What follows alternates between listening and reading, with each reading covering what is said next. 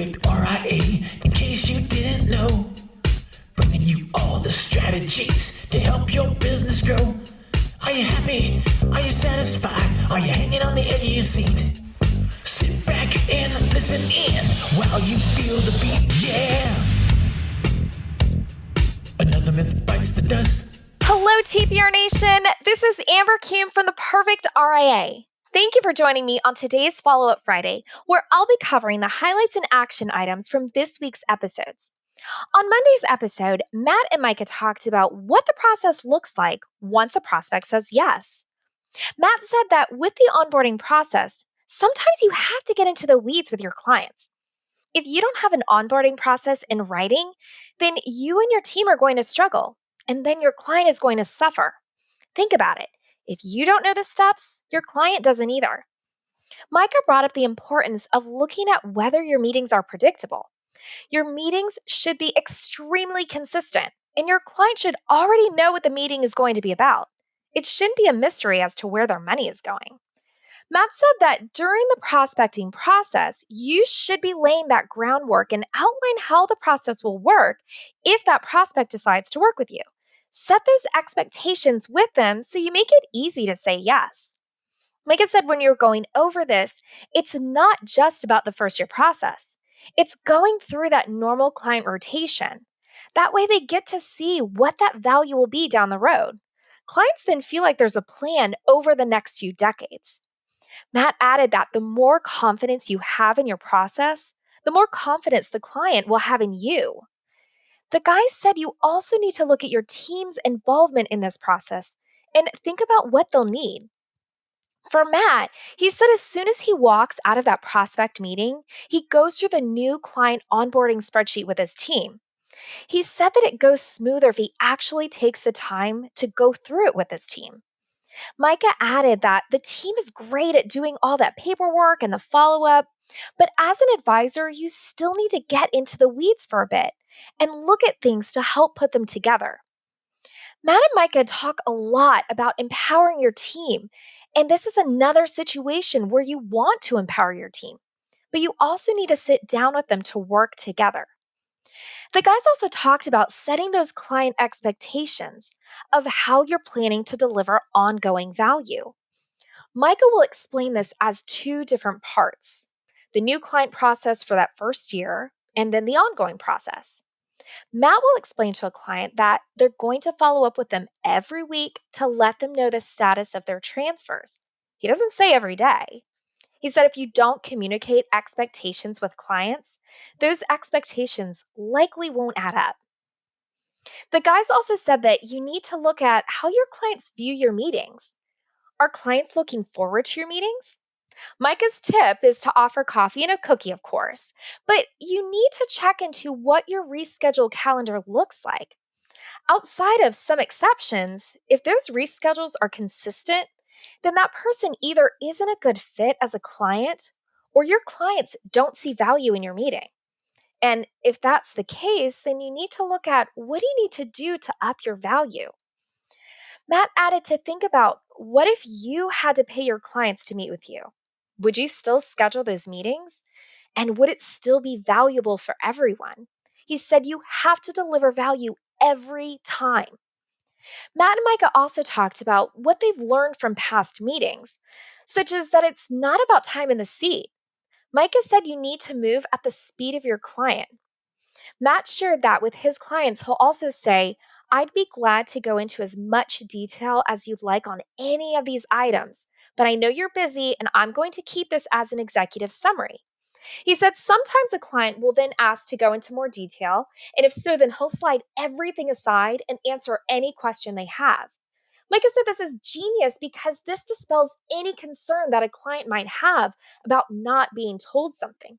They're being told that it's a summary and that tons of irrelevant information is being filtered out.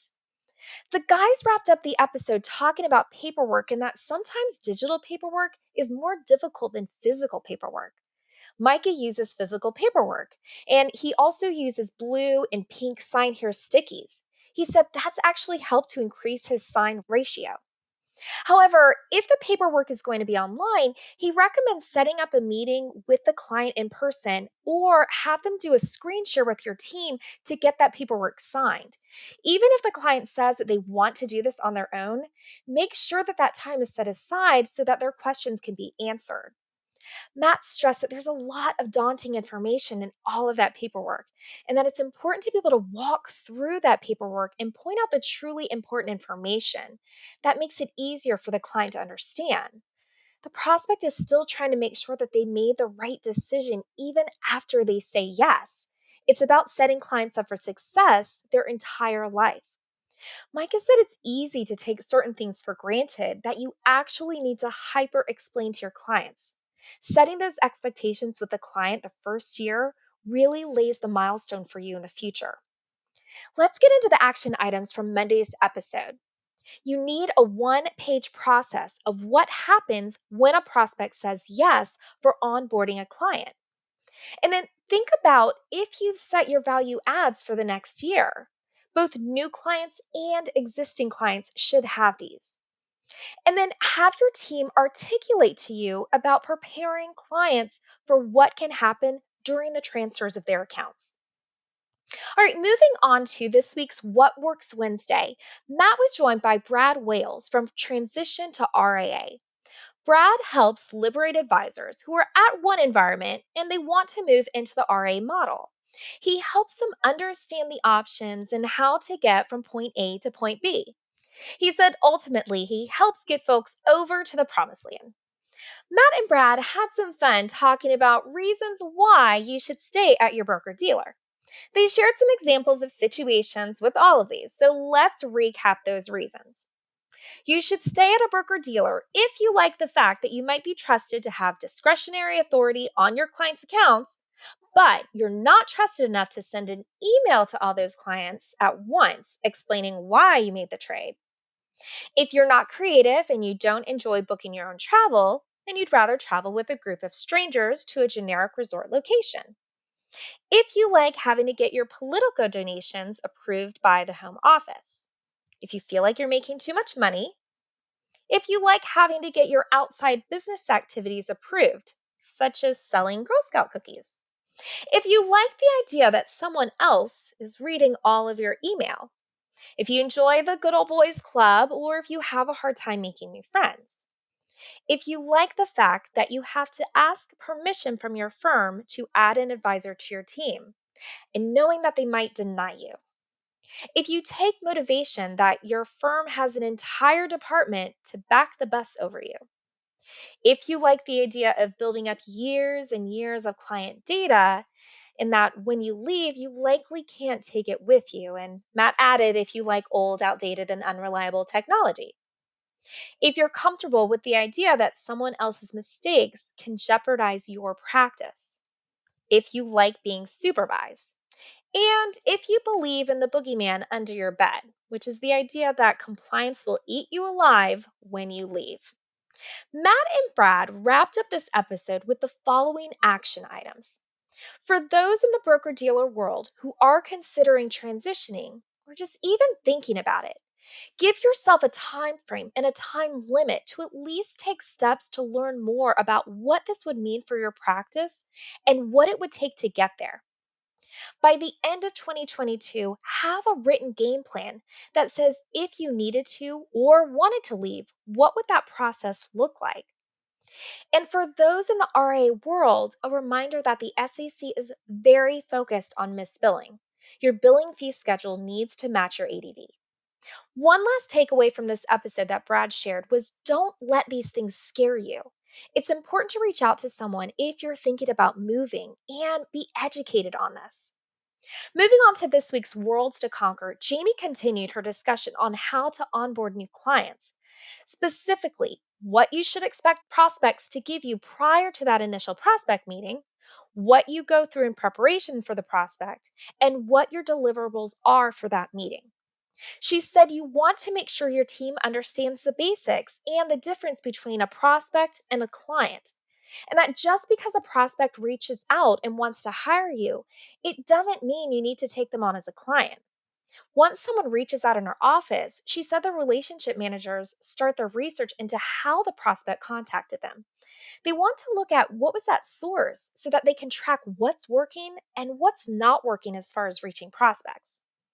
Jamie stressed that you want to use a no sell sell approach in the prospect meeting, which is by delivering so much value during that initial meeting, you're not going to pitch the prospect. If you have inundated them with value, the prospect is going to ask how they can continue to work with you. Jamie then went over what they ask a prospect to bring during the initial meeting. She went over the personal financial fact finder, which really sets the tone for what they'll do during their analysis. Jamie said that the prospect gives them as much information as possible because they paid for this meeting and they want to share this information with you. The relationship managers will also ask the prospect what questions they want to ask during the meeting. Jamie said this is usually around 5 questions, and what's great is that it arms you as the advisor with the ability to answer during the consultation. And then you can begin building that financial plan with all of that information if the prospect does move forward with hiring you. When the prospect appointment finishes, Jamie will ask if this was valuable and any other questions they have. Jamie knows that as soon as they leave, they're going to have all of those questions. She calls it the parking lot rule. She said quick questions on something they discussed in the meeting, they can answer, but that if there's additional questions, then it will require an additional consultation or them becoming a client. Jamie wrapped up her episode with a recap of that initial meeting and added that a reminder of you don't have to work with everyone. Also, they ask for a lot of information. On average, it takes about 30 minutes to 1 hour of prep time, which depends on the financial advisor, but that if it takes more than an hour, you need to stop. Be intentional about this. Also, during that consultation, make sure you're answering the prospect's questions.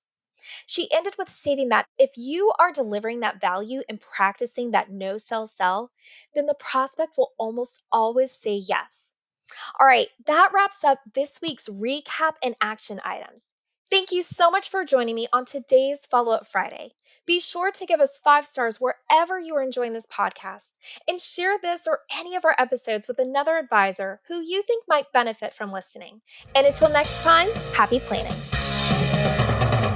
Hold on before we go. Something that you need to know. This isn't tax, legal, or investment advice. That isn't our intent. Information designed to change lives.